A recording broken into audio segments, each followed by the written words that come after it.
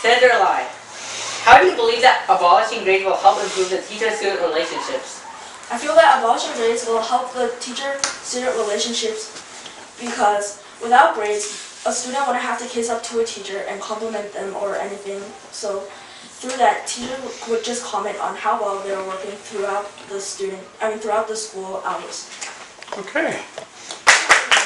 The Senator will now entertain questions for a period not to exceed Senator Lee.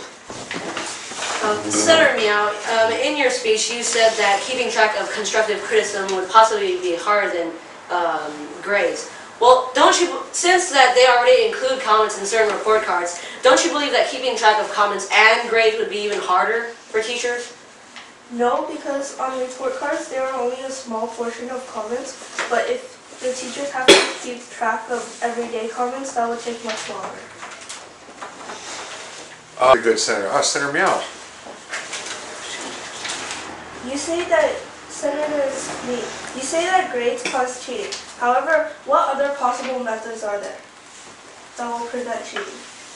Well, not using numerical and letter grades will make it harder to cheat, because then you're really basing your answers on your marks on the answer's content and depth, not just a simple answer or a number scribbled on paper. So it goes through. So now you're grading through the entire process of learning, not just merely the answer. Senator Lee. Very good, Senator. Senator Meow. You say that grades cause cheating. However, what other possible methods are there that will prevent cheating? Well, not using numerical and letter grades will make it harder to cheat, because then you're really basing your answers on your marks on the answer's content and depth, not just a simple answer or a number scribbled on paper. So it goes through. So now you're grading through the entire process of learning, not just merely the answer. Senator Lee. In opposition of this resolution, I feel that grades should not be abolished for multiple reasons.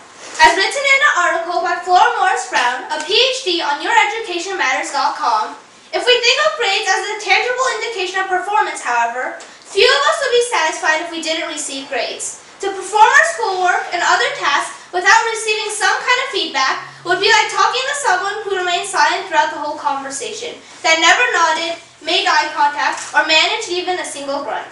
It takes a high level of maturity for intrinsic rewards to be enough. She also states that grades are the motivating force behind learning. Let's face it, without grades, few students would even read the assignments, much less try to absorb the concepts. As Flora Morris Brown states in her article on this matter, grades are the tangible indication of performance among teachers, students, and parents. How do you feel about comments or other alternatives to grade, which are even less standardized than grades, as you say? Well, I believe that comments, they don't really have to be standardized. They're mainly there so that the student knows where his stronger points or weaker points are. They're also there because the student can tell how the student can improve. Or, well, yeah. Senator Chen. Senator Lee, what do you think about the students who have just the right amount of stress to be challenged? Well, I can't really understand what you're trying to say. Could you please rephrase that?